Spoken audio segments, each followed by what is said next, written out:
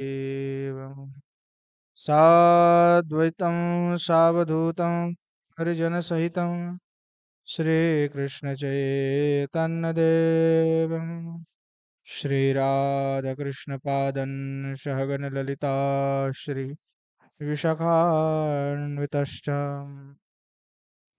गौररामसमारम्भम् ईश्वरं समद्धमाम् अस्मदाचार्यपर्यन्तं वन्दे गुरुपरम्परा संसारदुःखजलधो वदितस्य क्रोधादिनक्रमकरहैर्कबलीकृतस्य दुर्वासनानिगडितस्य निराश्रयस्य चैतन्यचन्द्रममदेहि पदावलम्बम् पाञ्चतत्त्वात्मकं कृष्णं भक्तरूपस्वरूपकं भक्तावतारं भक्ताख्यं नमामि भक्तशक्तिकम् वंशी विभूषितकरान्नवनीरदाभात् पीताम्बरतरूनविम्यफलाधरोष्ठा पूर्णे सुन्दरमुखारविन्दनेत्रा कृष्णात् परं किमपि तत्त्वमहं न जाने विद्युल्लता विलसितानुपमाङ्गकान्तिम् वैदग्ध्यकारुण्यरसाप्लुतपद्मनेत्रम् वृन्दावननवनिकुञ्जरसे गतृष्णा राधां विना किमपि तत्त्वमहं न जाने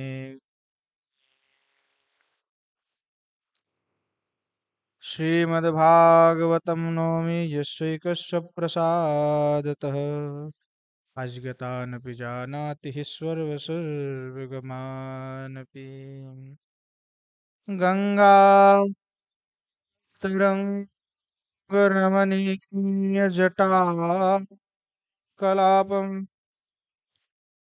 गौरी निरन्तरविभूषितभागम् नारायणप्रियमनङ्गमदापहारं वाराणसीपुरपतिं भज विश्वनाथं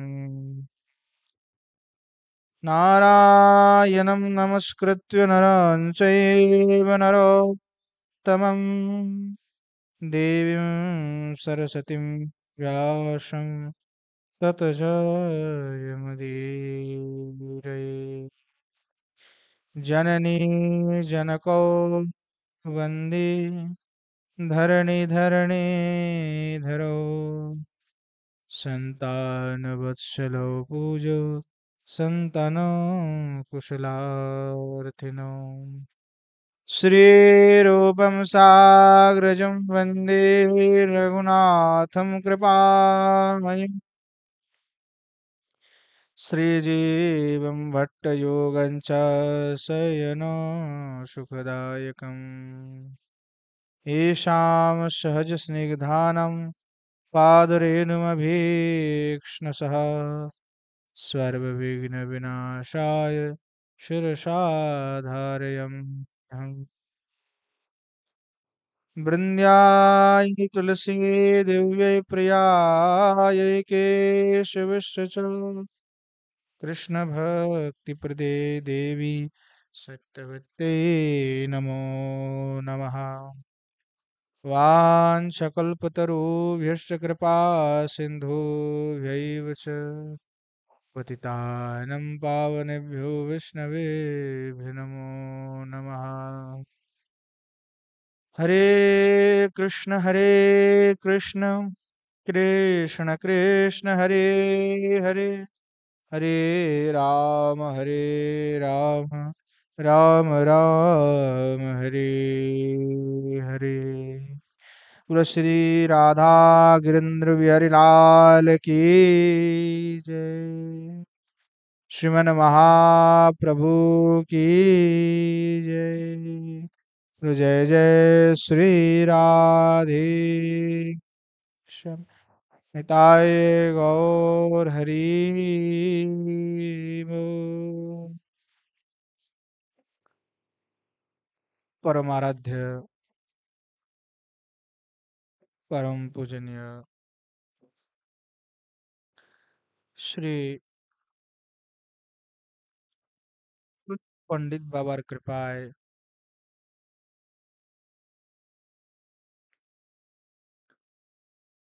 নিত্য সৎসঙ্গে আমরা আমাদের গৌড়ীয় বৈষ্ণব আচার্যগণের পরম পাবনময় চরিত্রের আস্বাদন করছি।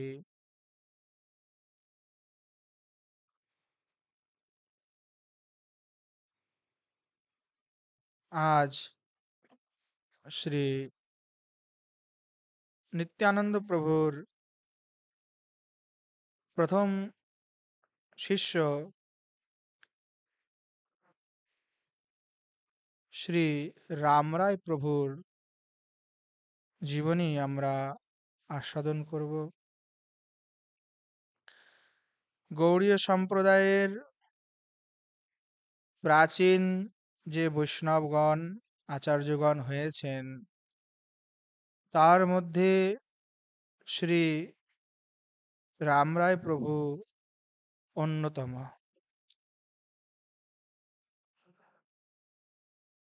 রামরায়জির সম্বন্ধে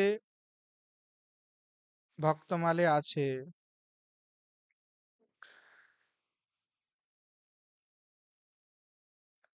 भक्ति ज्ञान वैराग्य जोग अंतर गति पाग्यो काम क्रोध मद लोभ मोह मत्सर सब त्यागो कथा कीर्तन मगन सदा आनंद रस झूल्यो संत निरखी मन मुदित उदित रवि पंकज फूलो बेर भाव जिन द्रोह की तासु पाग खसी भी पैरी विप्र सार सुत घर जन्म राम राय हरि रति करी।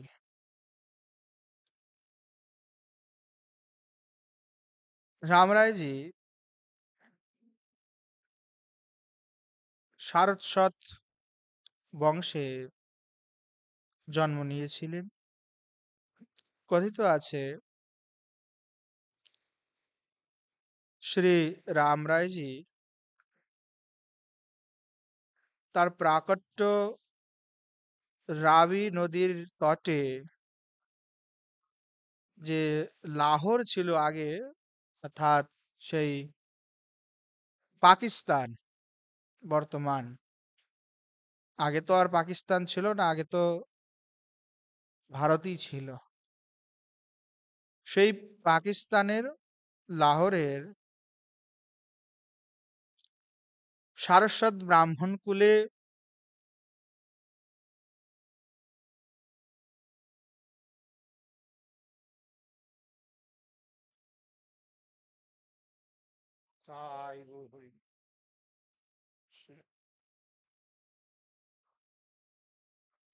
বললেন যে সেই তৎকালীন সময়ে লাহোরে রামরায়জির সারস্বত ব্রাহ্মণ কুলে জন্ম হয়েছিল। 1483 বৈশাখ শুক্ল 11টার সময় তার মধ্যাহ্নকালে তিনি জন্মগ্রহণ করেছিলেন। তার পিতার নাম ছিল শ্রী গুরুগোপাল সারস্বত এবং মাতার নাম ছিল যশোমতী। কথিত আছে এনার পিতামাতা খুবই পরম ভক্তিমান ছিলেন উভয়েই। আসলে এই রামরায় প্রভু কিন্তু কোনো সামান্য ব্যক্তি ছিলেন না। রামরায় প্রভু গীত গোবিন্দের প্রণেতা শ্রী পূজ্য শ্রী জয়দেব গোস্বামীজি, সেই জয়দেব গোস্বামীজির দশম বংশজ হলেন এই গোপাল গুরু, এই গুরু গোপালজি। সেই গুরু গোপালজির পুত্র হলেন রামরায় প্রভু। অর্থাৎ শ্রী গীত গোবিন্দের রচয়িতা। আমরা সবাই জানি যে গীত গোবিন্দ কত প্রসিদ্ধ একটি পদ। ওখানে একটু শান্ত হতে বলুন তো, এইভাবে চিল্লাচিল্লি করলে হয়?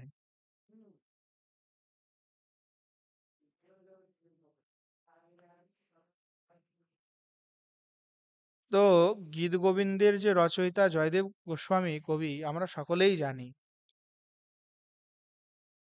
উনি মূলত বিষ্ণু স্বামী সম্প্রদায় থেকে দীক্ষিত ছিলেন। শ্রীমান মহাপ্রভু দিবারাত্র সর্বদা গীত গোবিন্দের গায়ন করতেন, নিজে শ্রবণ করতেন।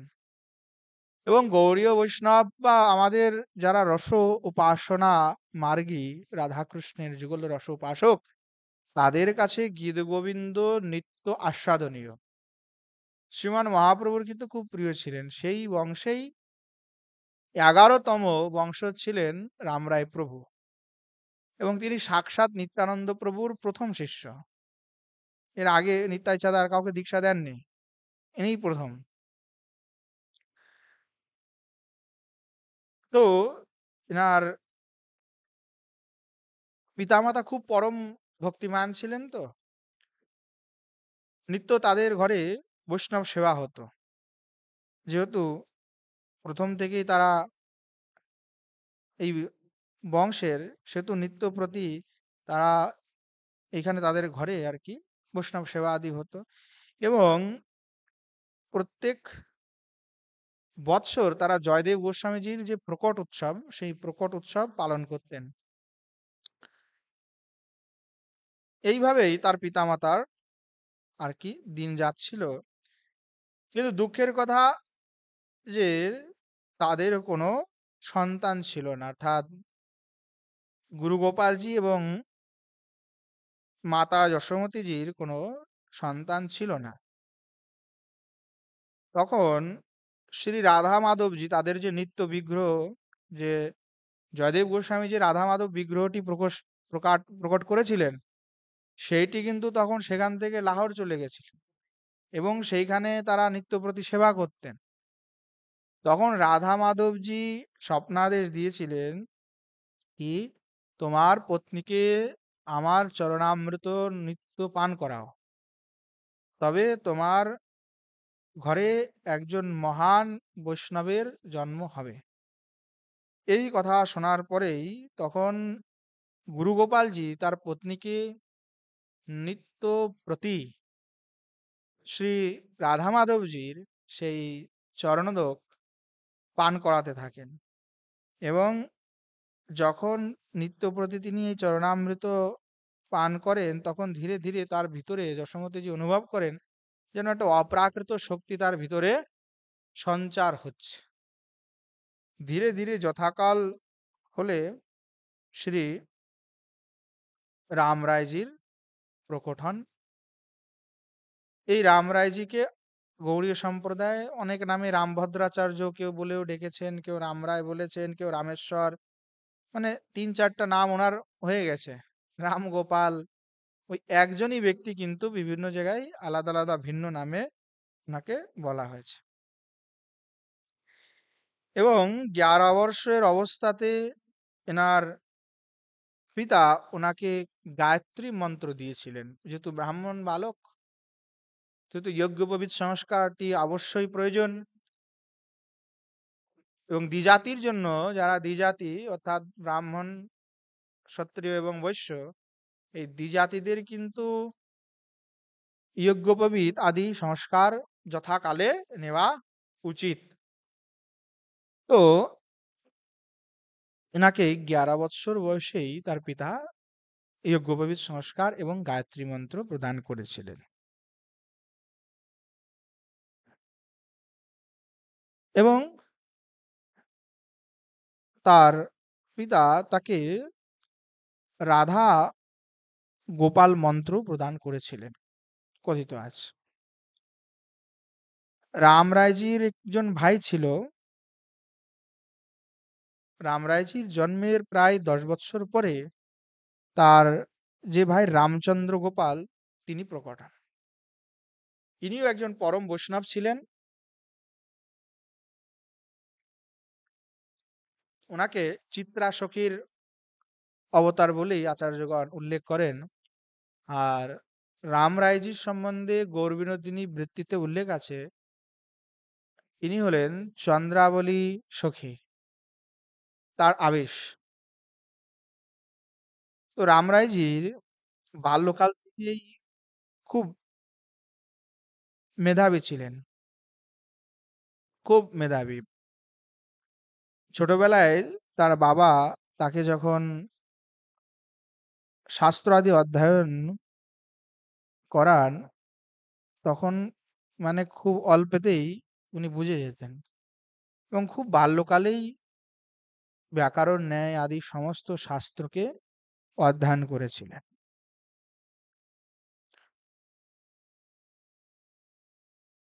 এনার পিতা ওনার নাম রেখেছিলেন রাম রায়।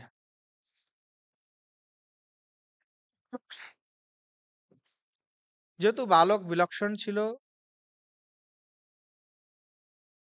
খুব বেশি দিন ওনাকে পড়াশুনো করতে হয় না, খুব অল্পতেই বুৎপত্তি লাভ করেছিলেন সমস্ত শাস্ত্রে। তো এনার বয়স যখন 12 বৎসর, তখন যেহেতু প্রত্যেক বৎসর এনার বাড়িতেই শ্রী জয়দেব গোস্বামীপাদের প্রাকাট্য উৎসবটি মানানো হতো এবং সেইখানে প্রত্যেক সেই উৎসবে প্রায় 2 থেকে 300 যে ব্রাহ্মণ বৈষ্ণবগণ এসে প্রসাদ পেতেন। এইবার সেই বৎসর যখন মহোৎসব করলেন তার পিতামাতা, 200 লোকেরই ব্যবস্থা, প্রত্যেকবারই 200 লোকই তো আসে। তো এইবার যখন মহোৎসব করলেন তখন আচানক সেখানে 1000 লোক চলে আসলো।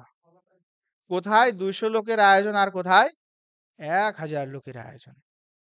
যখন 1000 লোকের আয়োজন এসে গেল, তখন গুরু গোপালজি এই ব্রাহ্মণ বৈষ্ণবগণকে দেখে একেবারে চিন্তিত হয়ে গেলেন যে আয়োজন তো 200 লোকের করেছি, আর 1000 লোক এসে গেল। এখন কি করি? মনে মনে প্রসন্ন হচ্ছে, আমার ঘরে এত বৈষ্ণব এসেছেন, এত বড় ব্রাহ্মণগণ আমাকে কৃপা করে এসেছেন।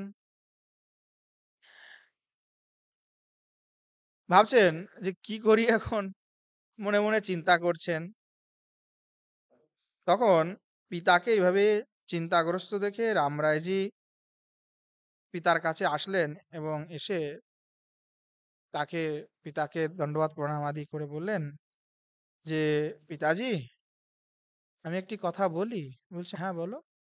বলছি যে আপনি চিন্তা করবেন না, আমাদের গৃহে রাধা মাধব আছে, আর রাধা মাধব তো নিজেই চিন্ময়, তিনি তো সাক্ষাৎ বিগ্রহ।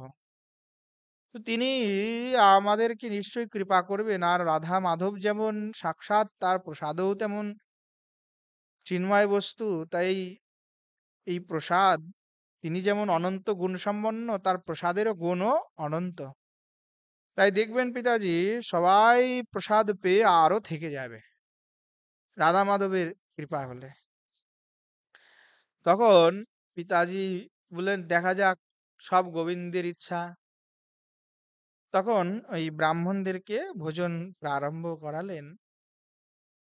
তখন রামরায়জি 12 বৎসরের বালক, তখন নিজে উনি ওই পারস করাতে লাগলেন এবং সবাইকে প্রসাদ দিচ্ছেন এবং দক্ষিণা দিয়ে প্রণাম করছেন।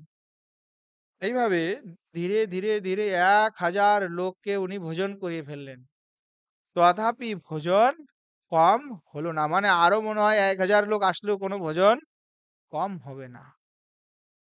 এই বাল্যকালে রাধা মাধবজি শ্রী রামরায় প্রভুকে এত কৃপা করলেন যে তার হাত দিয়ে প্রসাদ গেল, আর প্রসাদ 1000 লোকের হয়েও তা আরো বাকি থেকে গেল। চারিদিকে জয় জয়কার হতে থাকলো, রে রাধা মাধবের জয় হোক, জয় হোক, জয় হোক।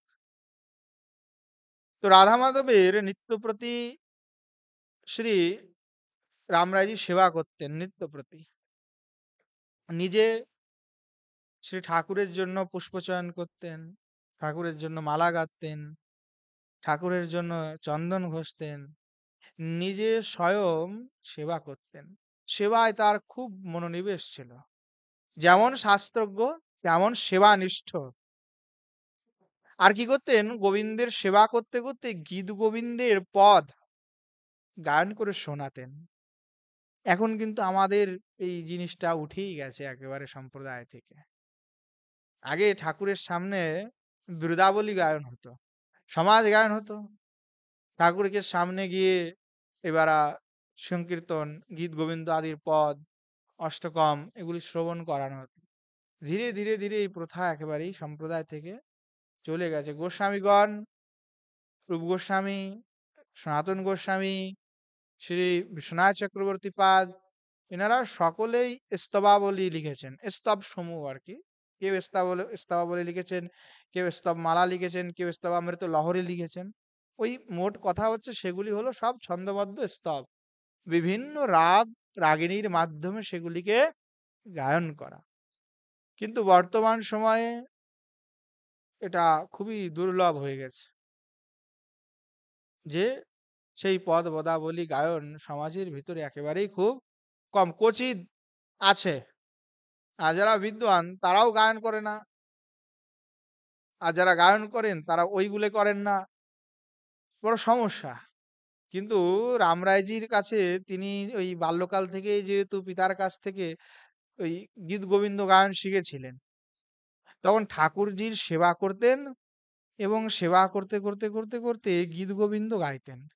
আর রাধা মাধবজি সাক্ষাৎ সেই গীত গোবিন্দ শুনতেন এবং খুব রামরায়ের উপরে প্রসন্ন হতেন। তো নিত্য প্রতি এইভাবে প্রেম পূর্বক রামরায়জি সেবা করতেন। ভক্তমালে ওনার স্বভাব সম্বন্ধে লিখিত আছে, ভক্তি জ্ঞান বৈরাগ যোগ অন্তর্গতি পায়, কাম ক্রোধ মদ লোভ মোহ মৎসর সব ত্যাগ। বলছেন ওনার বৃত্তিটা কেমন ছিল রামরায় প্রভুর, তিনি সদা অন্তর্মুখী ছিলেন, বাইরে মুখী না, অন্তর্মুখী। কাম ক্রোধ লোভ মোহ মদ মৎসর্য সব ত্যাগ, তার লেশ মাত্র রামরায় প্রভুর ভিতরে ছিল না। খুব বিচক্ষণ ছিলেন, খুব তটস্থ নিরপেক্ষ ব্যক্তি ছিলেন। কথা কীর্তন মগন সদা আনন্দ রস ঝইল, ভগবানের কথা কীর্তনে সংলগ্ন থেকে সব সময় আনন্দে তিনি ঝুলতে থাকতেন। সন্ত নিরখি মন মোদিত উদিত রবি পঙ্কজ ফুইল। কি ভগবান সন্ত বৈষ্ণবগণকে দেখার সাথে সাথেই তিনি একেবারে আনন্দিত হয়ে যেতেন, পরমানন্দিত হয়ে যেতেন। বলছেন উদিত রবি পঙ্কজ ফুইল, যেমন সূর্যকে দেখে কমল পুষ্পটি প্রস্ফুটিত হয়ে যায়, বিকশিত হয়ে যায়, তদ্রূপ রামরায় প্রভু সন্ত বৈষ্ণবগণকে দেখলে একেবারে আনন্দিত হয়ে যেতেন। কিভাবে তার সেবা করব, কিভাবে সেই বৈষ্ণবকে আনন্দ দিব।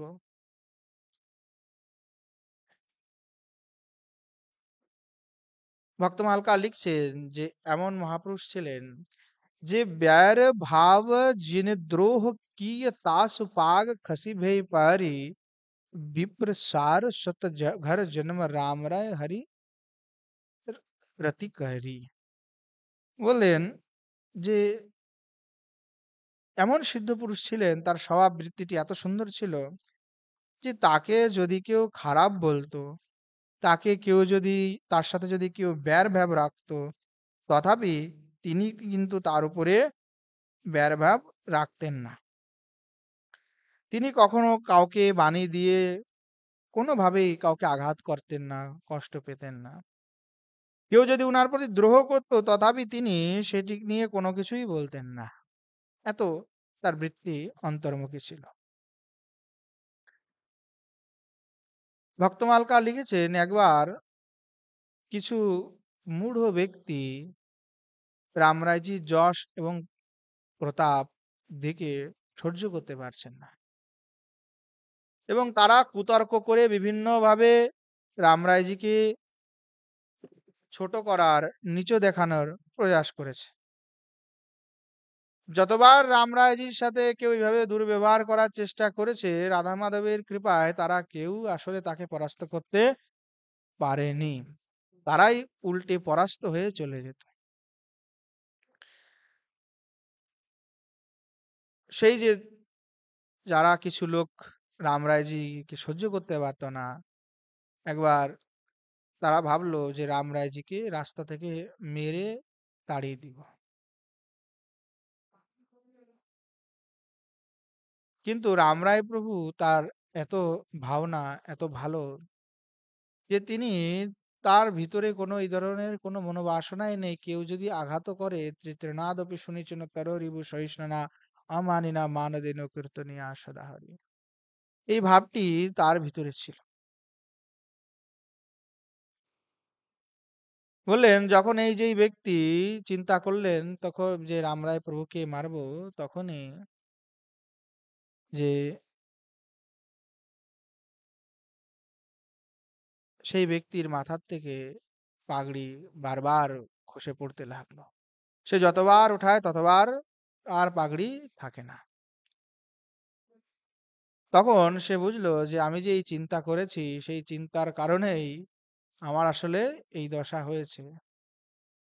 তাই রামরায়ের কৃপা হলেই অবশ্যই সেটা কল্যাণ হবে। তখন রামরায় প্রভু কৃপা করলেই তখন সেই পাগড়ি তার মাথায় থাকে। এইভাবে রামরায়জির তার মহিমা। এই রামরায়জিকে অনেকেই বিঠ্ঠলনাথের সেবক বলে উল্লেখ করেছেন, কিন্তু না, রামরায়জি হলেন নিত্যানন্দ প্রভুর শিষ্য। এবং রামরায়জির আরো 12 জন শিষ্য হয়েছিল, তারাও অনেক বিখ্যাত। তো রামরায়জি যখন এই রাধা মাধবের সেবা করছিলেন লাহোরে থেকেই, নিত্য প্রতি খুব প্রেম পূর্বক সেবা করতেন। রাধা মাধবও খুব প্রসন্ন ছিলেন। একদিন রাধা মাধবকে রাত্রেবেলায় সেবা আদি করে, প্রণাম আদি করে, তার পরবর্তীতে শয়ন করতে গেলেন রাত্রেবেলায়।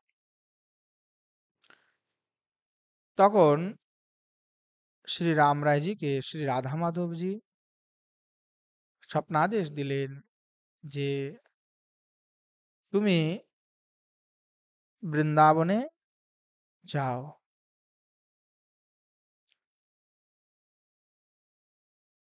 আমি স্বয়ং বৃন্দাবনে যেতে চাই।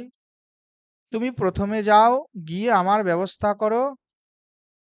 তুমি যখন ব্যবস্থা করে ফেলবে, তখন আমি তোমার ছোট ভাই চন্দ্রগোপালকে সাথে করে বৃন্দাবনে যাব। যখন রাধা মাধবজি এইভাবে তাকে আজ্ঞা করলেন, তখন সেই রাত্রেই রামরায়জি বৃন্দাবনের উদ্দেশ্যে গমন করলেন। এখন বৃন্দাবন যে কোথায় তিনি কিন্তু জানেন না, যে বৃন্দাবনটি আসলে আদৌ কোথায়। আর লাহোর থেকে বৃন্দাবন তো অনেক দূর, এখানে তো আর নয়। সে পাঞ্জাব আদি পার করে গিয়ে সেই লাহোর। এখন রাত্রেবেলায় আদেশ পাওয়া মাত্রই, স্বপ্নভঙ্গ হতেই উনি একেবারে তুরন্ত উঠে একেবারে বৃন্দাবনের পথে যাত্রা করেছিলেন। তখন যেহেতু তার বয়স বেশি না, অল্প বয়স, 14-15 বছর বয়স মাত্র। তখন উনি জানতেনও না যে কোন দিকে চলবো, কোন দিকে যাব, কোনো জ্ঞান নেই। এখন চলতে, চলতে রাত হয়ে গেছে। রাতের বেলায় যখন উনি আবার রাধা মাধবকে স্মরণ করে ওখানে বিশ্রাম করেন, পরের দিন সকালে চোখ খুলেই দেখেন সোজা একেবারে হরিদ্বারে এসে পৌঁছে গেছেন। রাধা মাধব এক রাত্রে তাকে ওই লাহোর থেকে সোজা হরিদ্বারে পৌঁছে যান। হরিদ্বারে দর্শন করে রামরায়জি খুব প্রসন্ন হলেন, খুব আনন্দিত হলেন। গঙ্গা মাকে প্রণাম করলেন, বন্দনা করলেন, পূজন করলেন, স্নান করলেন, আচমন করলেন। সেখান থেকে ব্রজের অনুসন্ধান করে যে কিভাবে ব্রজের পথে যাওয়া যায়, সেটি অনুসন্ধান পূর্বক তিনি ব্রজের পথে গমন করলেন। তখন তিনি রামরায়জি, যেহেতু তার গৃহে কিন্তু প্রত্যেকটা দিন বৈষ্ণব সেবা হতো, এবার ওই যে বৈষ্ণব সেবা হতো, তার বাড়িতে জয়দেব মহোৎসব হতো, অনেক ব্রাহ্মণ দূরদেশ থেকেও আসতো, কারণ সেই সময় পাকিস্তানেও তো অনেক আমাদের তীর্থ ছিল। এখন তো সব মুসলিমরা ধ্বংস বিধ্বংস করে সব একেবারে নষ্ট করে দিয়েছে। সে সমস্ত মন্দিরে, প্রাচীন মন্দির, সেগুলিতে তারা মাদ্রাসা বানিয়ে সেখানে আর কি নামাজ পড়ে। পাকিস্তানের বর্তমান দশা। তো সেই পাকিস্তানে যেহেতু অনেক লোক তীর্থ দর্শনেও যেতেন, হিঙ্গলাজ মাতা মন্দির ছিল, এখনো আছে।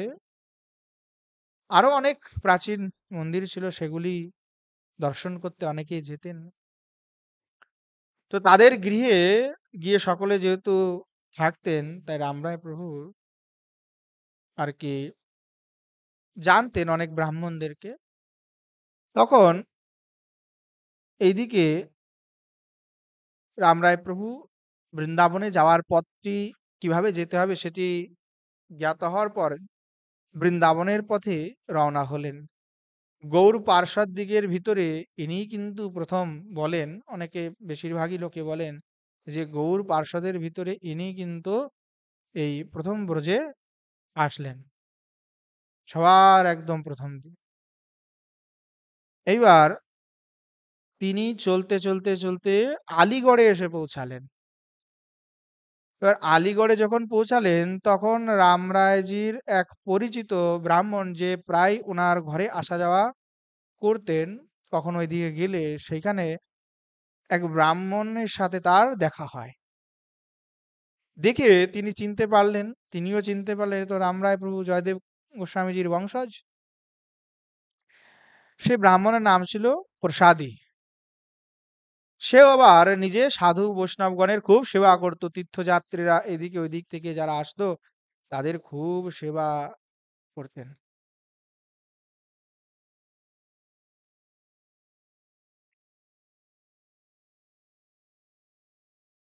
এইভাবে তিনি এই প্রসাদী যে ব্রাহ্মণ, তার কাছে এসে উপস্থিত হলেন।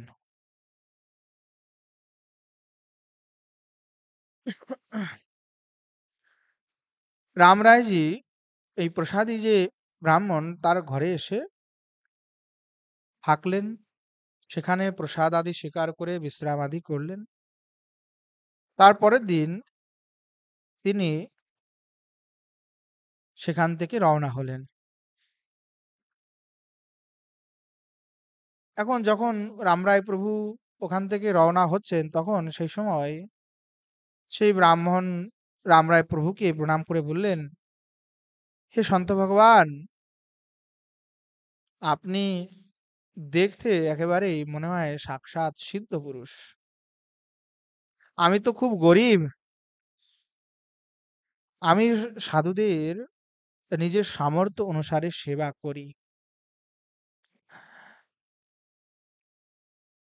আপনি আমাকে কৃপা করুন, যেন আমি খুব সুন্দরভাবে সাধু সেবা করতে পারি, আমার যেন এই সাধু সভায় প্রভু কোনো বিঘ্ন না হয়।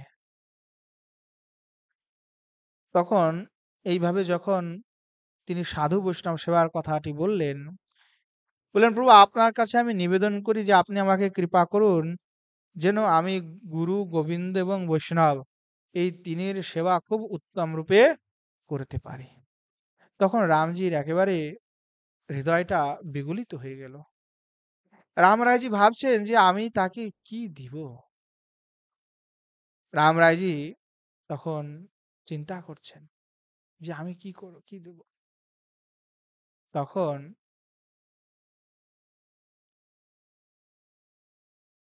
রামরায়জি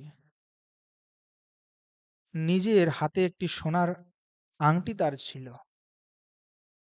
তখন রামরায়জি কি দেবেন ভেবে নিজের আঙুলে যে আংটিটা ছিল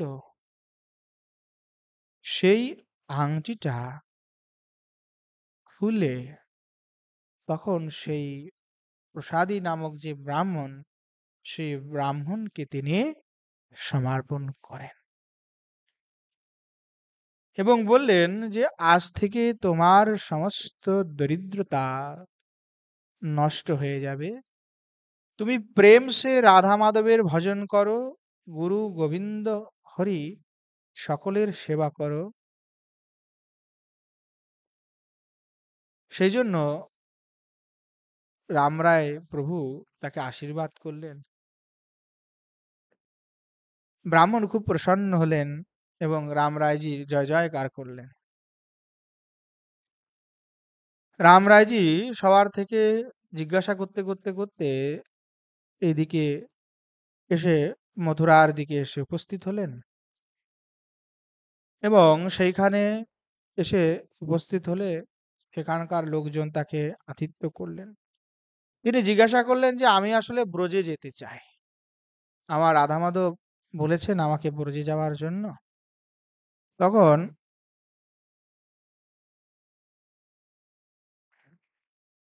এই ব্রজে যাওয়ার কথা যখন সকলে ওখানকার শুনল, তখন সকলে বললেন যে আসলে ব্রজে তো এখন চারিদিকে বৃক্ষ বন গাছপালায় ভর্তি, এত গাছপালা এত বন জঙ্গল, সেখানে তো আপনি যাওয়াই যাবে না।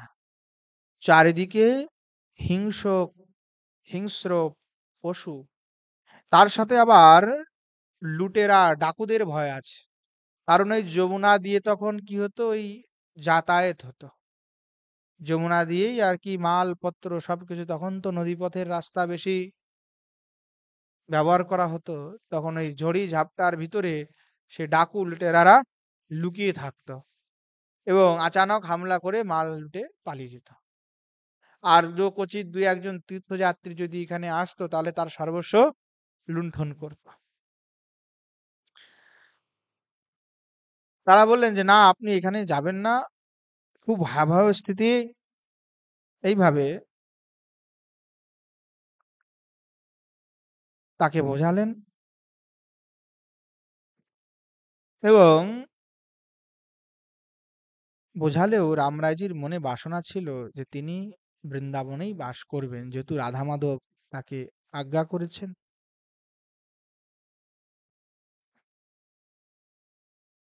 তখন তিনি চিন্তা করলেন যা হবে সব রাধা মাধবের ইচ্ছা,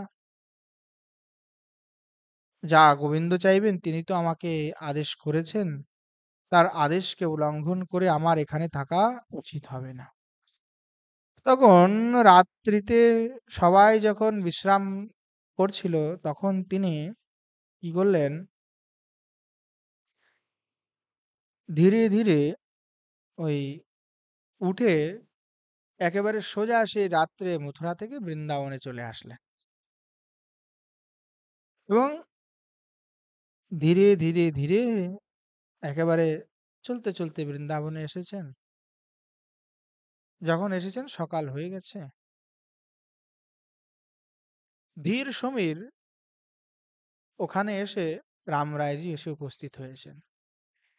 ধীর সমীর যমুনার কিনারে পৌঁছে তিনি যমুনাকে দর্শন করতে লাগলেন। এবং যমুনায় এসে যমুনা দেবীকে প্রণাম করে যমুনার জল আদি পান করে আচমন করে সেখানে রাধা মাধবের ধ্যান করলেন এবং যমুনার কাছে প্রার্থনা করলেন, হে যমুনা দেবী, আপনি কৃপা করুন। হে বৃন্দাবন দেব অধিদেব, হে বৃন্দাবনেশ্বরী, আপনি কৃপা করুন। আপনি কৃপা করে আমাকে দর্শন দিন। আপনার স্বরূপটি আমার নিকট প্রকাশ প্রকাশ করুন। এইভাবে যখন রামরায় প্রভু রাধা মাধবের নিকটে প্রার্থনা করলেন, রাধা তখনই রামরায় প্রভু শ্রী রাধাকৃষ্ণ এবং সখীগণের সহিত শ্রী যুগল সরকারকে তিনি যমুনা পুলিনে লীলা অবস্থায় দর্শন করলেন। সেই যমুনার দিব্য উপকূলে কদম্ব কাননে শ্রী যুগল সরকার সখীগণ সহিত বিলাস করছেন। সেই অদ্ভুত পরম দৃশ্য রামরায় প্রভু সচক্ষে দর্শন করলেন। তিনি দর্শন করে একেবারে আনন্দে আত্মহারা হয়ে গেলেন। আর সেই এত সুন্দর দৃশ্য, যমুনার কুল এত পরিচ্ছন্ন, নানা রকমের পুষ্প আদি ফুটে আছে, চারিদিক থেকে একটা সুগন্ধ মনোরম মন্দ মন্দ বাতাস বইছে, এক সুগন্ধ দিব্য সুগন্ধে একেবারে চারিদিক প্রমোদিত হয়ে যাচ্ছে। শ্রী দিব্য বৃন্দাবনে যুগল সরকারের এই দিব্য লীলাকে দর্শন করে রামরায়জি একেবারেই ভাবে বিভোর হয়ে ছুটে গেলেন যে একটু কাছে থেকে যদি দেখতে পায়।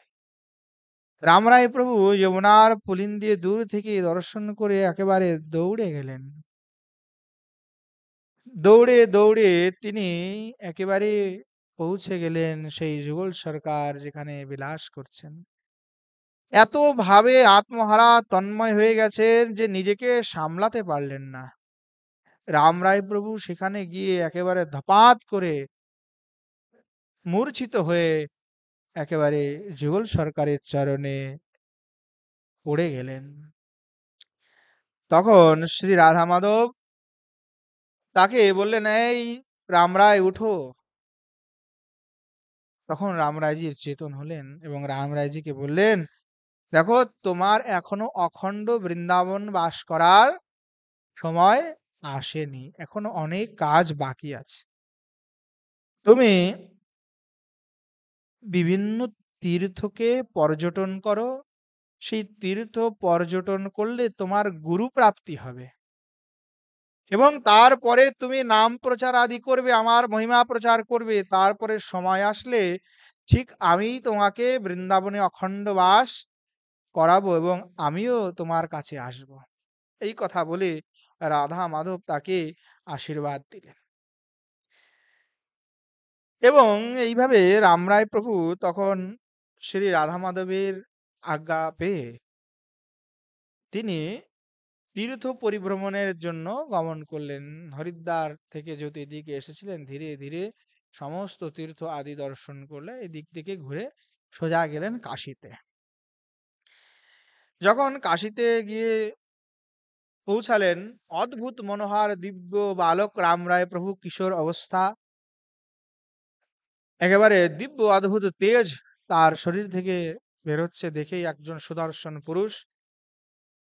কাশীতে যখন উনি পৌঁছালেন তখন সেখানকার অনেক বিদ্বান গণ তাকে দর্শন করে বুঝলেন যে এ আসলেই একজন পরম পণ্ডিত ব্যক্তি। তখন সবাই অনেকেই তার সাথে আর কি শাস্ত্রার্থ করার কথা বললেন। সে সময়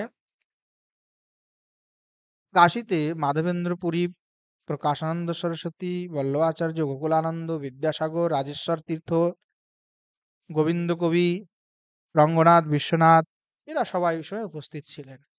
আর রামরায় প্রভু হচ্ছে তখন বালক, 15-16 বছর বয়স হবে। তখন রামরায় প্রভু সবাইকে গিয়ে খুব প্রণাম আদি করলেন। তার ভিতরে অনেকেই তার সাথে কথাবার্তা করে বুঝলো যে এর কথায় ধার আছে। তো ধারটি পরীক্ষার জন্য সকলে অনেকেই কেউ ঈর্ষাবশে, কেউ পরীক্ষার জন্য তার সহিত শাস্ত্রার্থ করার ইচ্ছা বাসনা করলো। রামরায়জি যেহেতু প্রথম থেকেই কিন্তু বিদ্বান ছিলেন, পরম পণ্ডিত, তার যে রচিত গ্রন্থগুলি আমাদের কিছু আমরা পাই, সেগুলি পড়লেই বোঝা যায় যে আসলে কেমন বিদ্বান ছিলেন। কারণ গৌড়ীয় সম্প্রদায়ে আমরা সকলেই বলদেব বিদ্যাভূষণের নাম শুনেছি, যে বলদেব বিদ্যাভূষণই সর্বপ্রথম অচিন্ত্য ভেদাভেদ এর উপরে গোবিন্দ ভাষ্য করেছিলেন, ব্রহ্মসূত্রের ভাষ্য। কিন্তু এইটা ভুল কথা। সর্বপ্রথম ব্রহ্মসূত্রের উপরে অচিন্ত্য ভেদাভেদ বাদের উপরে যিনি ভাষ্য করেন, তিনি হলেন রামরায় প্রভু। নিত্যানন্দ প্রভুর প্রথম শিষ্য নিত্যানন্দ প্রভু আজ্ঞা করেছিলেন যে তুমি মহাপ্রভুর এই যে অচিন্ত্য ভেদাভেদ তার সিদ্ধান্ত মত, তার উপরে ভাষ্য রচনা করো। তখন তিনি এই ভাষ্য রচনা করেন। এটাই গৌড়ীয় সম্প্রদায়ের প্রথম ভাষ্য। অনেকেই জানেন না, তার ভাষ্যের নাম তিনি দিয়েছিলেন গৌর বিনোদিনী কৃপা, গৌর বিনোদিনী বৃত্তি। এবং তার ভাই চন্দ্রগোপালজি, তিনি তার উপরে এবার রাধা মাধব ভাষ্য লিখেছিলেন, তারই ভাষ্যের উপরে। তো কাশীতে যখন তিনি গেলেন এবং অনেক যখন বিদ্বান, তখন সমস্ত বিদ্বান তাকে আহ্বান করলে তিনি সবাইকে নতমস্তকে প্রণাবাদ করলেন। অনেকে যখন আগ্রহ করলো, তখন রামরায় প্রভুর সহিত অনেকে শাস্ত্রার্থ করেন। আনন্দের কথা, রামরায় প্রভু সাথে কেউ শাস্ত্রার্থ করে পারলেন না। অনেক কাশীর বড় বড় সেই পণ্ডিত, যারা তাদের ন্যায় আদি সমস্ত দর্শনের জ্ঞাতা, কিন্তু রাধা মাধবের এমনই কৃপা, ওই বালক রামরায়, তার কাছে কেউ জিততে পারলো না, সবাই একেবারে পরাস্ত হয়ে গেল। এবং যখন তিনি পরাস্ত করে সেইখানে ব্রহ্মবাদকে একেবারে খণ্ডন করে চূর্ণ করে ভক্তিকেই পরম শ্রেষ্ঠ বলে তিনি প্রতিপাদন ওই কাশীতে করেছিলেন। সেই সময় কাশীতে শ্রী নিত্যানন্দ প্রভু ছিলেন। এবং যখন এই তার এই কাশী বিজয় যাত্রা হলো এবং এই তিনি কাশীতে যে বিজয় করলেন, তখন এই উপলক্ষে সেখানকার বিদ্বানগণ হাজার হাজার লোককে অনেকেই এই প্রসাদ স্বীকার করেছিলেন, প্রসাদ পাইয়েছিলেন। এবং রামরায় প্রভু তখন কাশীতে গিয়ে এবার গঙ্গা দর্শনে যান। ওখান থেকে গেলেই একেবারে বিদ্বানরা ওনাকে ঘিরে ধরেছিল, সেই সময় যেহেতু শাস্ত্রার্থ করলেন। তারপরে গঙ্গায় যখন গেলেন, তখন গঙ্গার কিনারায় শ্রী নিত্যানন্দ প্রভুকে দর্শন করে একেবারে আপ্লুত হয়ে গেলেন। নিতাই চাঁদ আমার তো অবধূত শিরোমণি, তার তো তুলনা হয় না। আর শঙ্কর্ষণ দেবের অবতার, অর্থাৎ যিনি কর্ষণ করে থাকেন, সম্যক দেয়া কর্ষণ করেন, তিনি হলেন সম্যক। একেবারে রাম রায়জিকে কর্ষণ করে নিজের কাছে নিয়ে আসলেন। হ্যাঁ, সেই কর্ষণ করে নিজের কাছে নিয়ে এসে রাম রায়জি তখন নিত্যানন্দ চরণে গিয়ে শ্রী রাম রায় আশ্রয় নিলেন। বললেন, প্রভু আমি গুরু রূপে আপনাকে স্বীকার করছি, আপনি আমাকে কৃপা করুন। তখন এই প্রথম শ্রী নিত্যানন্দ প্রভু শিষ্য রূপে রাম রায়জিকে গ্রহণ করেছিলেন কাশীতে। নিত্যানন্দ প্রভু তাকে কৃপা করে বললেন যে চলো আমার সাথে নবদ্বীপে চলো। অনেকদিন সেখানে থেকে কাশী থেকে নিত্যানন্দ প্রভু শ্রী রাম রায়জিকে নিয়ে নবদ্বীপের দিকে যাত্রা করেন। এবং নবদ্বীপে গিয়ে শ্রী নিত্যানন্দ প্রভুর এবং মহাপ্রভু যখন মিলিত হলেন, সেই তাদের দুইজনের যে প্রেমাহ্লাদিত স্বরূপ, সেটি দর্শন করে রামরায়জি আপ্লুত হয়ে যান, যে আমার গুরুদেব একেবারে গিয়ে মহাপ্রভুকে প্রণাম আদি করছেন, তিনি কি কোনো বিশেষ একজন পুরুষ? এখন রামরায়জির মনে একটু সন্দেহ হয়। নিত্যানন্দ প্রভু যদ্যপি বলেছিলেন যে ইনি হলেন ভগবান, তথাপি রামরায় প্রভুর মনে সন্দেহ ছিল যে আসলেই কি ভগবান। তখন মহাপ্রভুকে যখন গিয়ে প্রণাম আদি করেন, তখন মহাপ্রভু রামরায়জিকে, যে রামরায়ের যে মনের ভাবনা, যে শঙ্কা, সে শঙ্কা জেনে মহাপ্রভু বললেন যে তুমি ভাগবতের শ্লোক গায়ন করো। যখন রামরায় প্রভু ভাগবতের শ্লোক গায়ন করলেন, তখনই একেবারেই সাক্ষাৎ শ্রী চৈতন্যের স্বরূপটি তিনি দর্শন করতে পারলেন। এ আর কেউ নয়, সাক্ষাৎ রাধা কৃষ্ণর প্রেমময় মূর্তি, রাধা মাধবের প্রেমের স্বরূপ হলেন শ্রীমান মহাপ্রভু। এইভাবে শ্রীমান মহাপ্রভুর কৃপা পেলেন, মহাপ্রভু প্রসন্ন হলেন। মহাপ্রভুকে প্রসন্ন হয়ে মহাপ্রভু ওনাকে বলেছিলেন যে তুমি আমাকে গান করে শোনাও। যেহেতু মহাপ্রভুর প্রিয় ছিল গীত গোবিন্দ, আর ইনি ছিলেন জয়দেব গোস্বামীর বংশজ, তাই মহাপ্রভু তাকে বলেন যে তুমি আমাকে গীত গেয়ে শোনাও। তখন উনি অনেক সুন্দর পদের মাধ্যমে আর কি গান করে অষ্টপদী শ্রবণ করেছিলেন শ্রীমান মহাপ্রভুকে। এই জন্য শ্রীমান মহাপ্রভু কিন্তু, এই যে আমরা অনেকেই জানি যে হিতবাণী, বাণী বাণী হিতবাণী মহাবাণী, কিন্তু রামরায় প্রভু হলেন, লিখেছিলেন আদিবাণী। হিতবাণী বা মহাবাণী এর আগে সর্বপ্রথম গৌড়ী সম্প্রদায় থেকেই বাণী বেরিয়েছে, সেটি হলো আদিবাণী। এবং এই আদিবাণী হলেন শ্রী রামরায় প্রভুকৃত। যদ্যপি সে আদিবাণী গ্রন্থ এখন পাওয়া যায় না, তথাপি কিছু কিছু পদ সে আদিবাণীর এখনো পাওয়া যায়। তো এইটা হলো আদিবাণী, যখন একেবারেই প্রথম।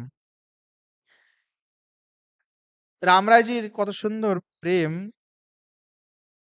বলছেন শ্রী বৃন্দাবন প্যার ও প্যারি क्यों तासो मेरी अविचल प्यार, निशि दिन छिन छिन दिगुन चतुर्गुण, बाड़न बाड़न श्री बन उनिहार, विविध बल्लरी विलसित कुसुमित कोटि, कल्प पल्लव रतनार, श्री राम राय राधा माधव को हो तो निरंतर रास विहार। আদিবাণীতে এটি উল্লেখ আছে। শ্রীমান মহাপ্রভুকে তিনি তার সুমধুর কণ্ঠে সেই আদিবাণী শ্রবণ করেছিলেন, পদাবলী। শ্রীমান মহাপ্রভু খুব প্রসন্ন হয়ে বলেছিলেন যে তুমি বৃন্দাবনে যাও এবং বৃন্দাবনে গিয়ে সেখানে লুপ্ত তীর্থ আদি উদ্ধার করো। রাধা মাধবেরও কিন্তু যেহেতু আগে ইচ্ছা ছিল যে ব্রজে বাস করার, সেহেতু শ্রীমান মহাপ্রভু সেইটি জেনেই কিন্তু তাকে বৃন্দাবনে আবার পুনরায় প্রেরণ করেন। এবং শ্রী রামরায়জি সেখান থেকে জগন্নাথ মন্দিরে যান, সেখানে জগন্নাথ দর্শন পূর্বক পুনঃ তিনি বৃন্দাবনে আসেন। এ সময় শ্রী মাধবেন্দ্র পুরীপাদ ব্রজে ছিলেন। সে সময় তিনি গোপাল আবিষ্কার করেছিলেন, গোপাল প্রকট করেছিলেন। সেই গোপালের সেবা আর কি সমর্পণ করেছিলেন তার দুইজন গৌড় শিষ্যকে। পরবর্তীতে যখন শ্রী রামরায়জি ব্রজে আসেন, তখন মাধবেন্দ্র পুরীর সাথে ওনার কথা হয়, যেহেতু মাধবেন্দ্র পুরীপাদ নিত্যানন্দ প্রভুর গুরুতুল্য। তখন রামরায়জি তার সান্নিধ্যে থেকে ভজন করেন। যখন মাধবেন্দ্র পুরীজিকে গোপালজি আদেশ করেন যে উড়িষ্যায় গিয়ে তুমি আমার জন্য চন্দন নিয়ে আসবে, কর্পূর নিয়ে আসবে, আমার দেহটা উত্তপ্ত হয়ে গেছে, তখন রামরায়জি কে ওই সেবার ভার অর্পণ করেছিলেন গোপালজিকে। এবং গোপালজিকে সেবার ভার অর্পণ করলে তখন তিনি গোপালজি সেবা করতেন। কিছুদিন এভাবে সেবা করেছিলেন এবং সেই সময়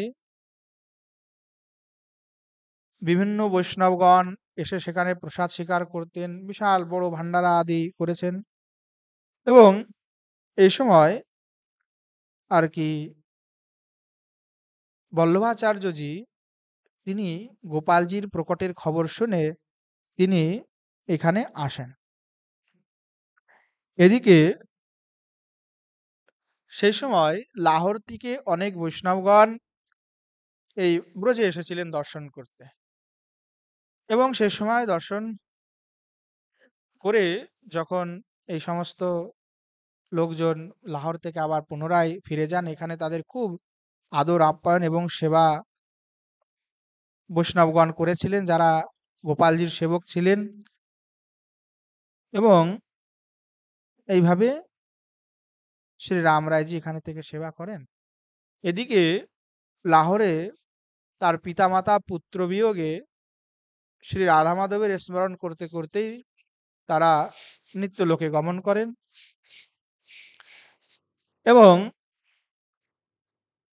এদিকে তখন শ্রী রাধা মাধবজি চন্দ্রগোপালজিকে স্বপ্নাদেশ দেয় যে তুমি আমাকে বৃন্দাবনে নিয়ে যাও।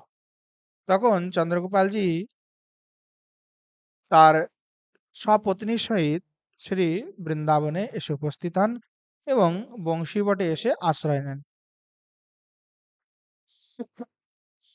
এবং রামরায় প্রভুজি বৃন্দাবনে নিবাস করে বিভিন্ন লীলাস্থলী প্রকট করেন, এবং ঘুরে ঘুরে শ্রী ভূগর্ভ গোস্বামী, শ্রী লোকনাথ গোস্বামী এবং এই রাম রায়জি তারা একই সাথে একই সময় ব্রজে ছিলেন। তারা বিভিন্ন তীর্থ আদি এইভাবে উদ্ধার করেন, এবং প্রথম রাম রায়জি আচার্য রূপে গৌড়ীয় সম্প্রদায়ের বিভিন্ন গ্রন্থ লেখনটি প্রারম্ভ করেন এই ব্রজে থেকে সর্বপ্রথম। এই জন্য আদিবাণী অর্থাৎ যে হিতবাণী, মহাবাণী, এর আগে হলো আদিবাণী। সে আদিবাণীর রচয়িতা হলেন শ্রী রামরায় প্রভু। শ্রী রামরায়জি যখন ব্রজে এসে তিনি সুন্দর সুন্দর পদ তিনি লিখেছেন। ভক্তমাল গ্রন্থে বর্ণনা আছে যে একবার তিনি শ্রী রাধা মাধবের অদ্ভুত যুগল লীলা স্বরূপকে দর্শন করে একটি পদ লিখেছিলেন যে একজন গোপী নিজের ঘরে ঘুমিয়েছিল, তখন শ্রী ভগবান কৃষ্ণ এসে আবার তাকে শয়ন করতে দেখে তিনি ফিরে চলে যায়।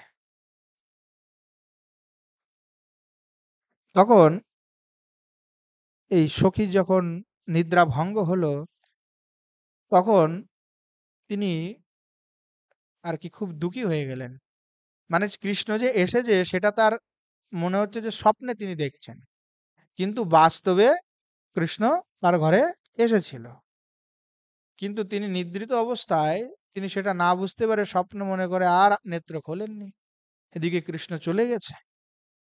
সেইটাকে ভেবে উনি নিজে খুবই কষ্ট পেতে লাগলেন,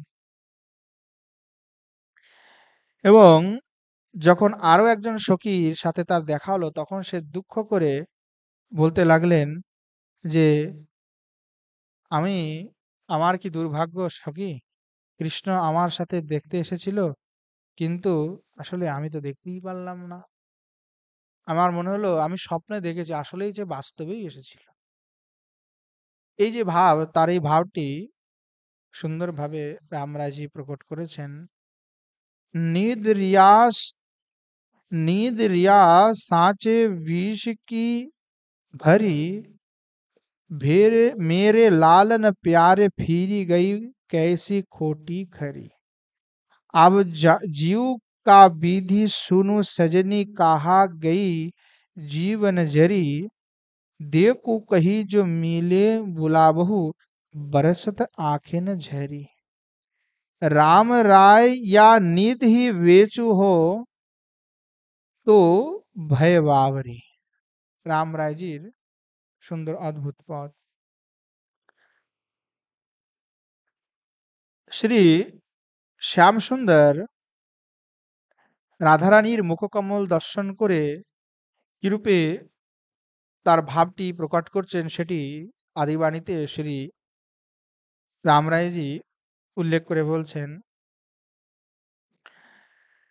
तेरी तेरो मुख पीयूष पंख प्यारी प्रगटे तामे दिव इंदीवर, मेरी मनमत मधुप सो जाय स्यो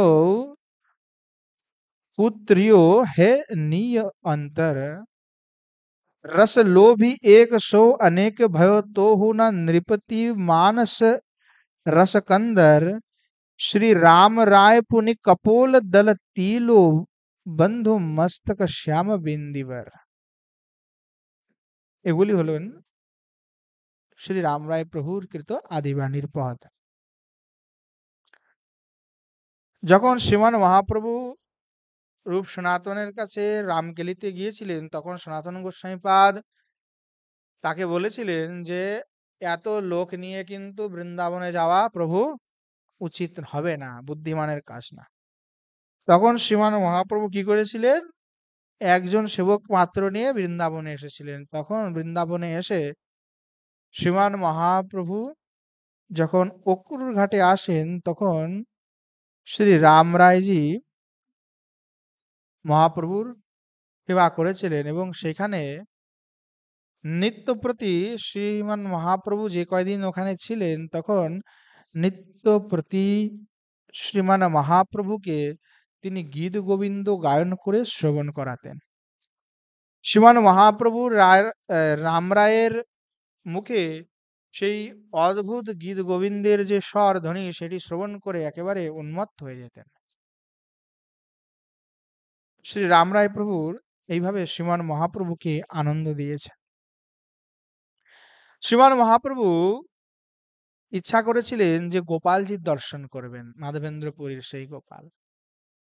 তখন শ্রী রাম রায়জি মহাপ্রভুর মনের ভাব জানতে পারেন।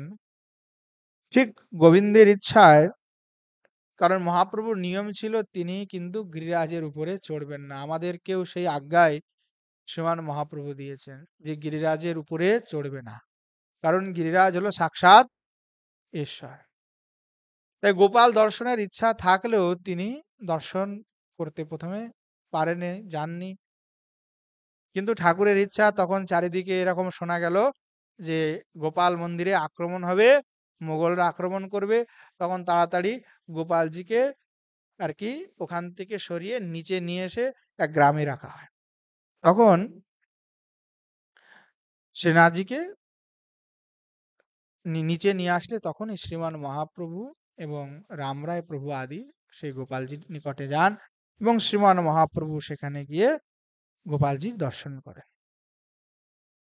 এদিকে সেই গোপালজির সেবা সমর্পণ করেছিলেন গৌড়ীয় বৈষ্ণবদের কাছেই মাধবেন্দ্র পুরীপাদ। এদিকে রামরায়জি তখন বৃন্দাবনে ছিলেন এবং বল্লভ আচার্যের সহিত, যেহেতু সেই সময় প্রাচীন আচার্যগণের খুব প্রেম সম্বন্ধ ছিল, শ্রীমান মহাপ্রভুর গৌড়ীয়দের শাস্ত্রে উল্লেখ আছে যে বল্লভাচার্য পরবর্তীতে গদাধর পণ্ডিতের কাছ থেকে নাকি দীক্ষা নিয়েছিলেন তার অপরাধ ভঞ্জনের জন্য। তো বল্লভাচার্য গোপালজিকে দর্শন করে এত আনন্দিত হয়েছিলেন, এত প্রসন্ন হয়েছিলেন, মানে ওনার মনে হয়েছিল এই গোপালের সেবাটি যদি আমি করতে পারতাম তাহলে আমার একেবারে খুব ভালো হতো, আমার এই গোপাল সেবা করতে হবে। এখন মনের ভিতরে তার এত প্রেম উদয় হলো, ভাব উদয় হলো, উনি কি করলেন, গোপালের জন্য একেবারে চকাচক বড় মন্দির ঠন্দির বানিয়ে সুন্দর করে ব্যবস্থা করে দিলেন, সুন্দর করে। এখন ওই সেবা ব্যবস্থা পরিপাট্য দর্শন করে ব্রজবাসীগণ দেখলেন আগে তো কেমন একটা জরাজীর্ণ ছিল, এখন বল্লভ তো পুরো একেবারে সুন্দর করে সব ব্যবস্থা করলো, তাহলে সবাই মিলে ইনাকেই গোপালটা দেওয়া হোক। তখন ওই বিচার সবাই মনে করলো কাকে কি করা যায়। রামরায় প্রভু তখন সেখানকার এখানকার গৌড়ীয়দের একেবারে হেড মাথা। তখন রামরায় প্রভুর কাছে বললেন যে আপনি কি বলেন। তখন রামরায় প্রভু বলছেন, আরে ইনি তো ভালো সুন্দর সেবা করছে, আর বল্লভাচার্যের সাথে তখন আমাদের খুব প্রেম সম্বন্ধ। উনি বললেন, আরে না, ঠিক আছে, তাহলে ইনাকে দাও সেবাটা, ইনি খুব ভালো সেবা করবে।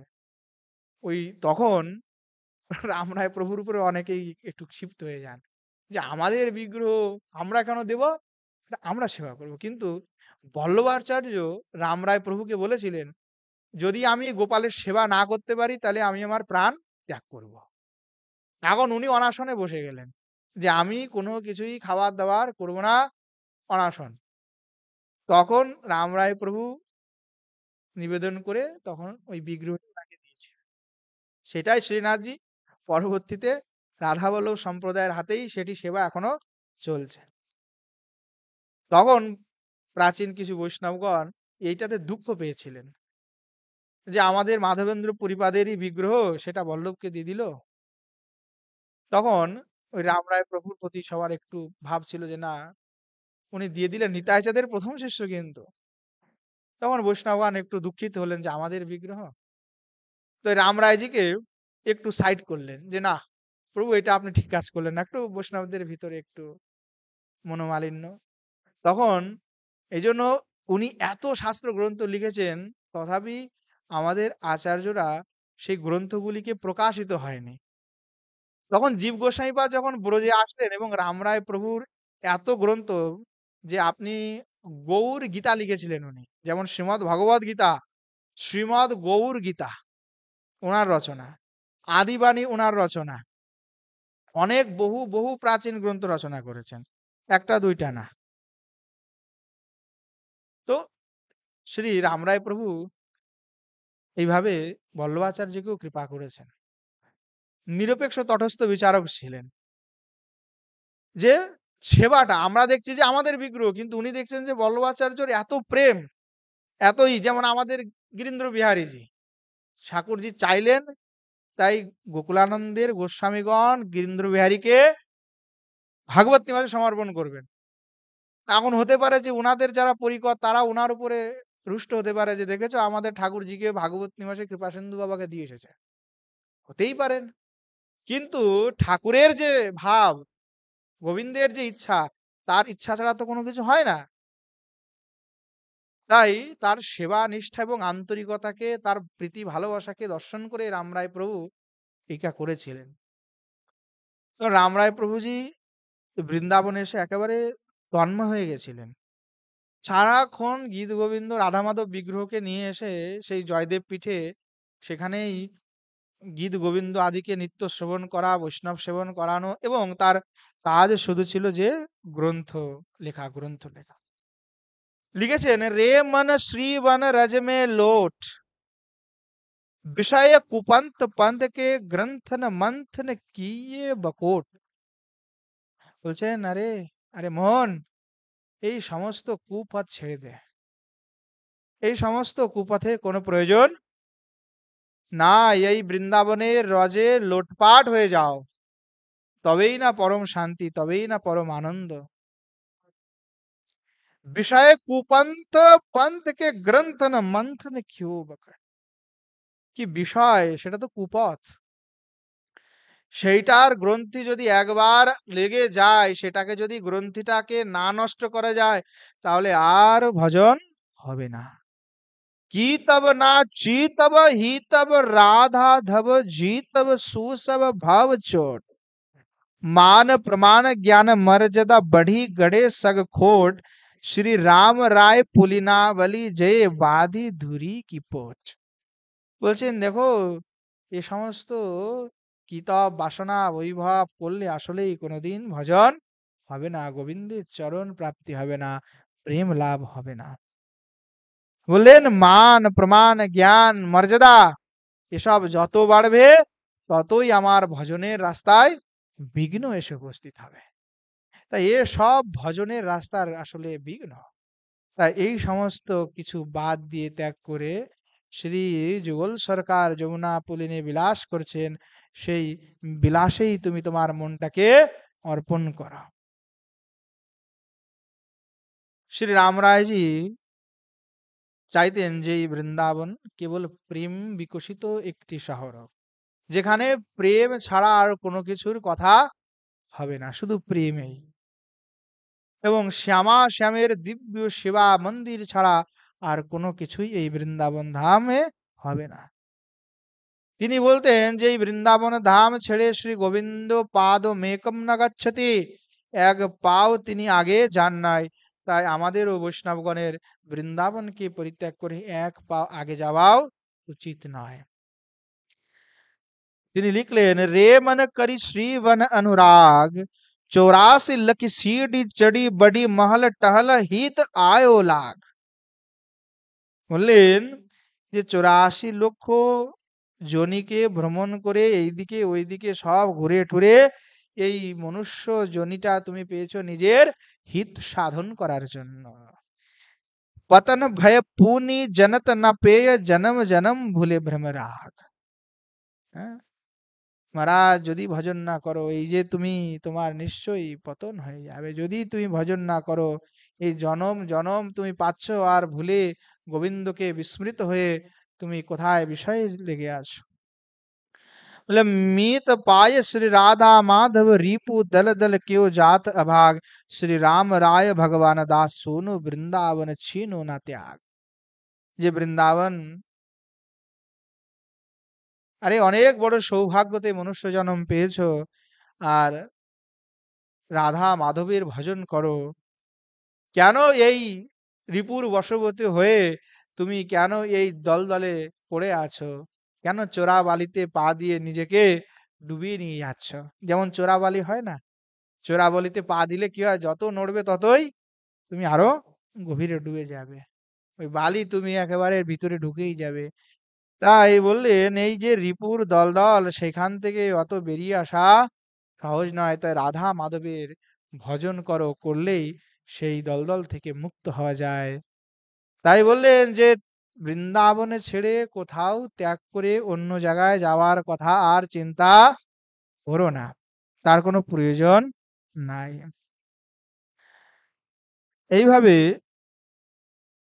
শ্রী রামরায়জি পদাবলী লিখছেন। একবার রামরায়জি শ্রী যুগল সরকারের শৃঙ্গার করছেন, তো শৃঙ্গার করতে করতে এত সুন্দর লাগছে, তখন উনি পদ গাইলেন, কিयो सिंगार लाल प्यारी की, निरखी निरखी सहसरी मुस्कानी, मोर मुकुट माथे श्रुति कुंडल, भाल भाल तिलक तन मृगम दसानी, पीतांबर पाटका कटि उपटन, हार हिये वनमाल सुहानी, चीबुक बिंदु सामल कजोल चखिरस तांबुल लालिमा खानी, मोरली करजु देत मोहन की, রাম রায় মতি গতি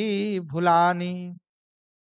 বলছেন এত সুন্দর শ্রী কৃষ্ণ শ্রী কিশোরীজিকে শৃঙ্গার করছে, সেই শৃঙ্গারের ভাবটি তার হৃদয়ে উদিত হলো। শৃঙ্গার করতে করতে তিনি লীলাতে একেবারে প্রবিষ্ট হয়ে দেখছেন শ্রী কিশোরীজিকে নিজে স্বয়ং শ্রী কৃষ্ণ শৃঙ্গার করছেন। তা বলছেন এত সুন্দর যে শৃঙ্গারকে দর্শন করে সখীগণ আনন্দিত হয়ে গেছেন, সখীগণ হাসছেন। শ্রী লালজি শ্রী কিশোরীজির মাথায় মুকুট, কানে কুণ্ডল, ললাটে তিলক ধারণ করিয়েছেন, অঙ্গে কস্তুরী লেপন করিয়েছেন, কোটি প্রদেশে পীতাম্বর, গলে বরমালা ধারণ করিয়েছেন। লালজি প্যারে কিশোরীজির চিবুকে বিন্দু লাগিয়েছেন, নয়নে কাজল লাগিয়েছেন, মুখে শ্রী কিশোরীজির তাম্বুল অর্পণ করেছেন, এবং সেই তাম্বুল চর্বণ করাতেই শ্রী কিশোরীজির মুখটা একেবারেই লাল হয়ে আছে। এবং अंत में শ্রী ঠাকুরজি তার নিজের মুরলী শ্রী কিশোরীজির হাতে অর্পণ করেছে। তাই সেই দৃশ্যকে দর্শন করে রামরায় প্রভু একেবারে তন্ময়াবিষ্ট হয়ে গেছেন। তাই বলছেন মুরলী করজু দেত মহন রাম রায় মতি গতি ভুলানে। রামরায়জি একেবারেই তার মতি গতি সব কিছু ভুলে গেছেন, একেবারে তন্ময় হয়ে গেছেন শ্রী যুগল সরকারের সেই অদ্ভুত লীলাবিলাসকে দর্শন করে। শ্রী রামরায়জি এইভাবেই শ্রী রাধা মাধবের যুগল উপাসনা করতেন। তার প্রথম রচনা ছিল আদিবাণী। এবং সেখানে রাধা মাধবের সেবা বিষয়ক ১১১টি পদ আছে এবং এটি উনি রচনা করেছিলেন ১৫১৩ খ্রিস্টাব্দে। তার আরেকটি রচনা ছিল গীত গোবিন্দের ব্রজবুলিতে রচনা। গীত গোবিন্দ তো সংস্কৃত, সেটিকে ব্রজ ভাষায় প্রথম মানে পদাবলী আকারে লিখেছিলেন শ্রী রাম রায় প্রভু এবং পরবর্তীতে রাম রায়জি গৌর বিনোদিনী টিকা রচনা করেছিলেন, যেটি গৌড়ীয় সম্প্রদায়ের প্রধান গ্রন্থের ভিতরে একটি।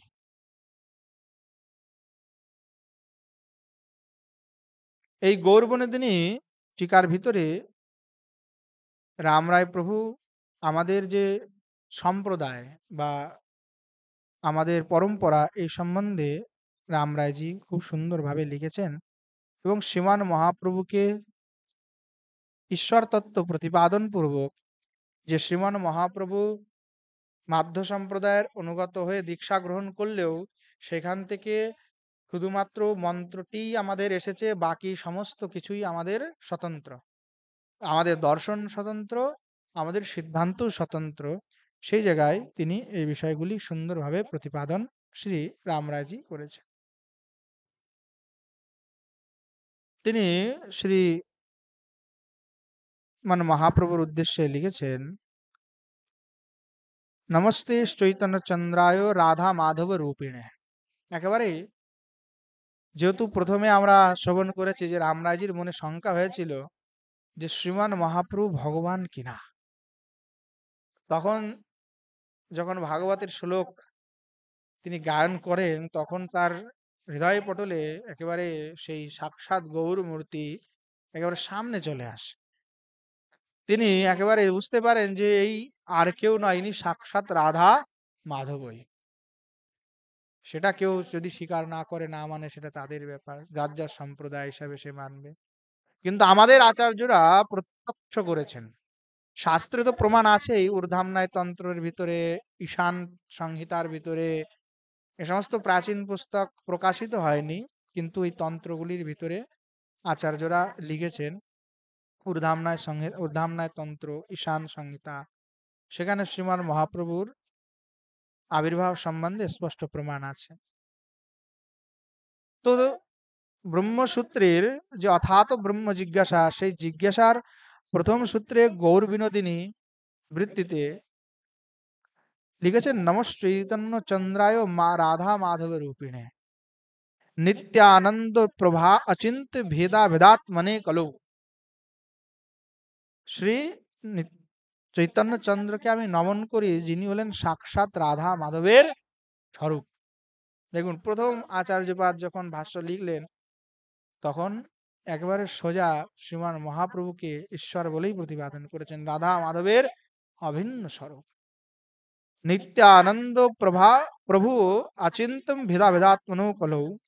এবং সেই নিত্যানন্দ প্রভুকে নমস্কার পূর্বক আমি এই অচিন্ত ভেদাত্মক যে সিদ্ধান্ত, সেই সিদ্ধান্ত বিষয়ে আমি লিখছি।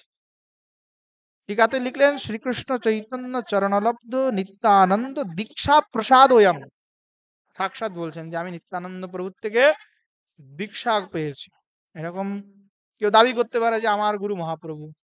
মহাপ্রভু দাবি করলে তো হবে না, সেটা মহাপ্রভুর কোথায় দিকে দিয়েছেন না দিয়েছেন সেটাও তো বলতে হবে। মহাপ্রভু হলেন আমাদের সকলের গুরু।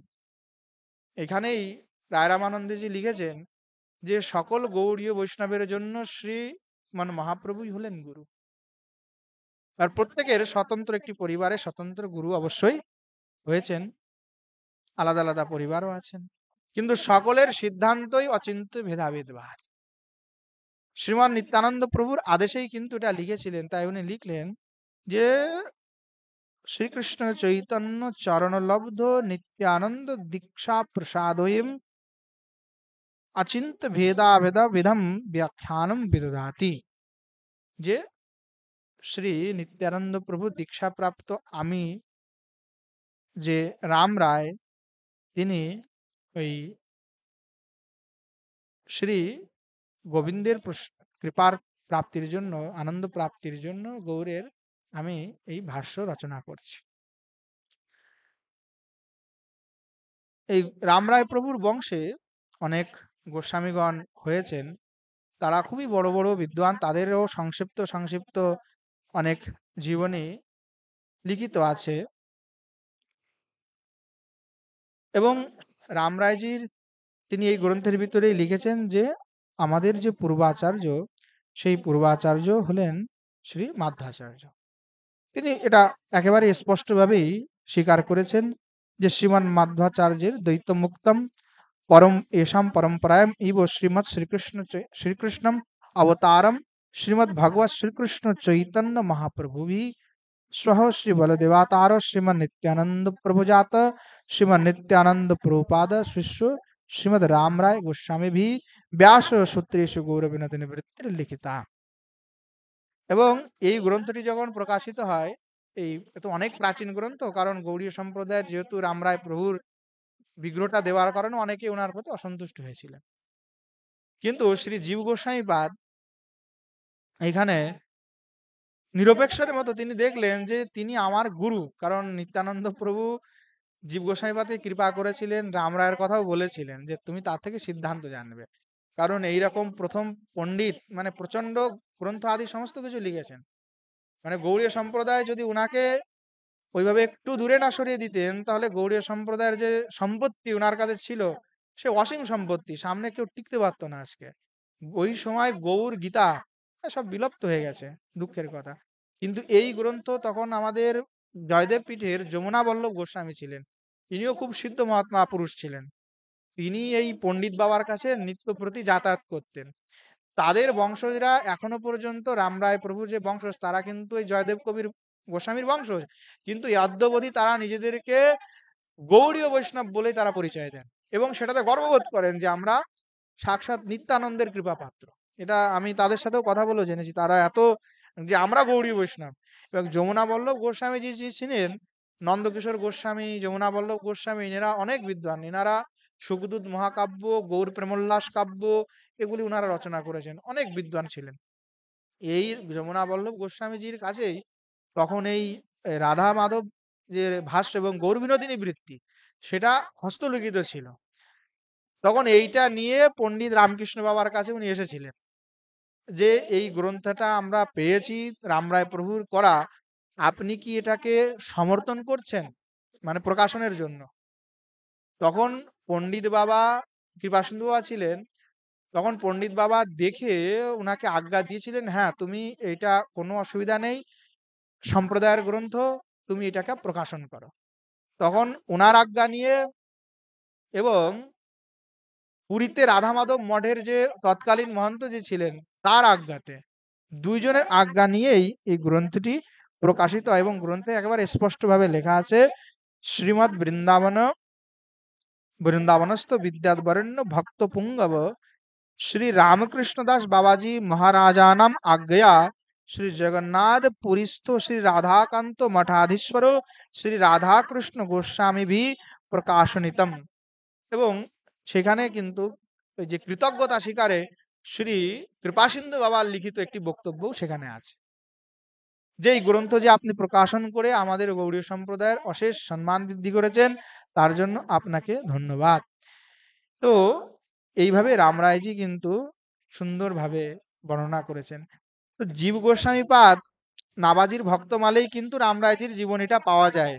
আমাদের গৌড়ীয় বঙ্গীয় পুস্তকের ভিতর অনেক খোঁজাখুঁজি করেও কিঞ্চিত যৎ কিঞ্চিত পেলাম, পরবর্তীতে ভক্তমাল থেকেও কিছু ওঠালাম, এবার আরো কিছু জায়গা থেকে তার সংস্কৃতে যে বই, সেখানেও কিছু জীবনী তার পাওয়া গেছে।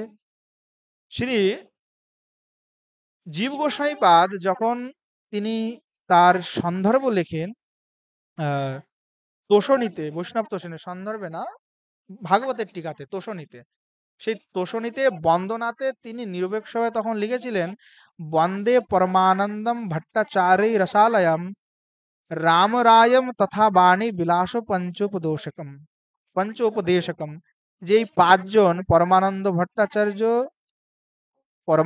ভট্টাচার্য মহাশয়, যারা রসের আলার রামরায় বাণী বিলাস, তাদের আজ্ঞাতেই আমি কিন্তু এই গ্রন্থ রচনা করছি। মানে তার আজ্ঞাতেই আমি তারা আমাকে উপদেশ করেছেন, তাদের উপদেশেই আজকে আমি এই জ্ঞান আদি লাভ করেছি, তিনি অকপটে স্বীকার করেছেন।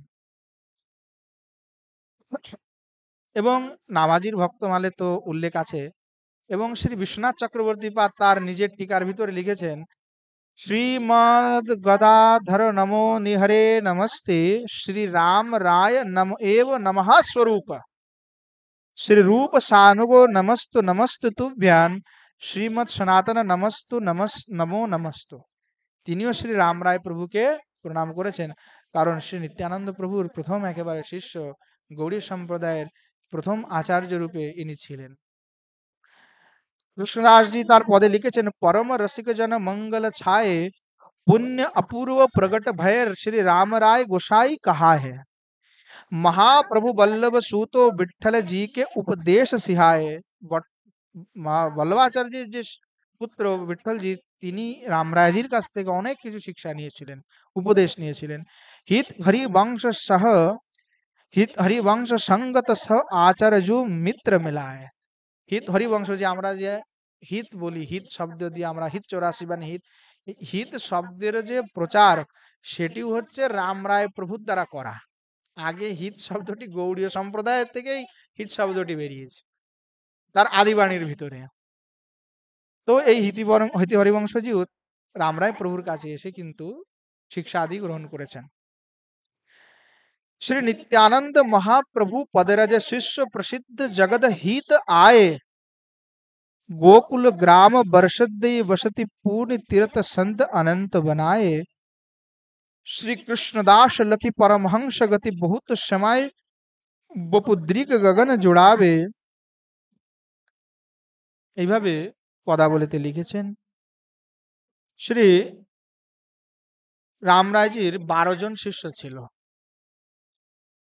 তার ভিতরে লেখা আছে, भक्ति भगवान दास ज्ञान को गौरीव दास, बाके वैराग विष्णुदास के दिखाना है, जोग के जुगल दास अनंतर गति राधा लाल, काम को किशोर क्रोध केशव को माने है, मदन को मनहर लोभ लाखा दास मोह मधु, मत्सर हरिदास त्याग तीर्थ पीछाने है, कथा तत्व भागवत कीर्तन सुख राम राय, যা বিধি সো দ্বাদশ গুরু সঙ্গ লিপটান है। এইভাবে শ্রী রাম রায়জির বিষয়ে তার শিষ্যগণ লিখেছেন। এবং ভক্তমালের ভিতরে শ্রী রাম রায়জির যে দ্বাদশ শিষ্য হয়েছেন তাদের বিষয়েও সুন্দর চরিত্র লিখিত আছে। এবং এই দ্বাদশ জন তারাও সকলেই কিন্তু গ্রন্থ রচনা করেছেন। শ্রী ভগবান দাসজির পদে তিনি বারবার পদে লিখেছেন হিত রাম রায় প্রভু। হিত শব্দের প্রয়োগ গৌড়ীয়দের ক্ষেত্রে সেখান থেকেই প্রারম্ভ হয়েছে। শ্রী গরিবদাস তিনি 3টি গ্রন্থ লিখেছে, শৃঙ্গার শতক, আনন্দ শতক, বৃন্দাবন শতক। বিষ্ণুদাসজি 2টি গ্রন্থ লিখেছে, বৈরাগ্য বিজ্ঞান, কৃষ্ণলীলা। যুগলদাসজি 2টি গ্রন্থ লিখেছেন, ভক্তিযোগ, কল্পবল্লী। রাধিকানাথজি লিখেছেন 3টি গ্রন্থ, তার নাম পাওয়া যায় না। কিশোরীদাসজি একটি গ্রন্থ লিখেছেন, সেটি হলো কাম কলেবার। কেশবদাসজি 6টি গ্রন্থ লিখেছেন, গুরু প্রণালী, বৈষ্ণব ভেদ, ভক্তিবর্ধনী, লোকদীপিকা, ক্রোধ ক্রূরতা এবং তত্ত্বত্রয়ী। মনোহর দাসজি 2টি গ্রন্থ লিখেছেন, রসিক বংশ এবং গঙ্গা যমুনা স্তুতি। লাখা দাস তিনি 4টি গ্রন্থ রচনা করেছেন, ত্যাগ তরঙ্গ, উৎসব বিলাস, আচার্য চালিসা এবং সেবা সুখ। মধুসূদন দাসজি তিনিও 4টি গ্রন্থ লিখেছেন, শ্রীকৃষ্ণলীলা, স্বরূপ পরিচয়, ভক্তি বিতান, কর্তব্য নির্ণয়। হরিদাসজি তিনি একজন শিষ্য ছিলেন, হরিদাস পাটেল, তিনি গুজরাটি ভাষায় অনেক পদপদাবলী লিখেছেন। এবং তীর্থরামজি যিনি গীতা রহস্য, যমুনা স্তবরাজ, ব্রজ ভাব মাধুরী এ সমস্ত আদি গ্রন্থ রচনা করে গৌড়ীয় সম্প্রদায়ের যে সম্মান প্রতিপত্তি সেটিকে তারা বর্ধনই করেছেন।